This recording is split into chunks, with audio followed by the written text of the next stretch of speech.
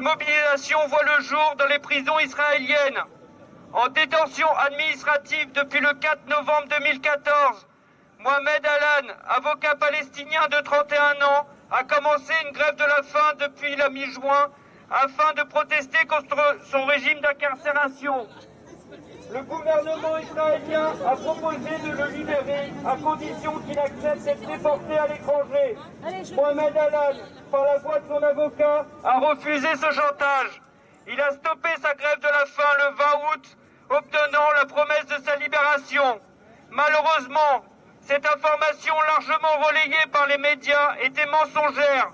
L'association de défense des prisonniers Adamer a révélé que l'ordre de détention prononcé par l'occupant israélien n'avait pas été levé, mais seulement suspendu en raison de son état de santé.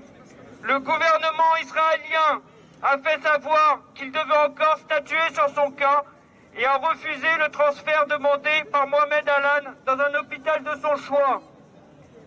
Dans le même élan, plusieurs dizaines de prisonniers ont lancé des grèves de la faim en solidarité avec Mohamed Alan et pour protester contre leur détention.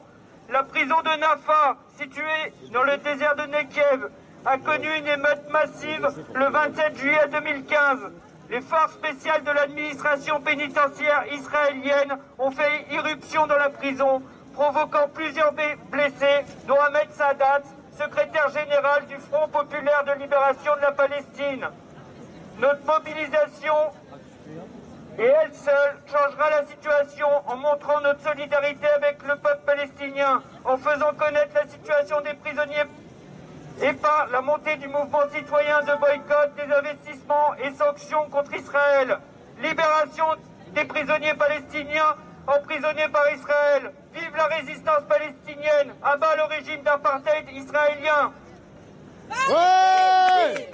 Palestine vaincra! Palestine vivra! Palestine vaincra! Palestine vivra! Palestine vaincra! Palestine vivra! Palestine vaincra! Palestine vivra! Palestine vaincra! Palestine vivra! Palestine vaincra! Palestine vivra! Palestine vaincra!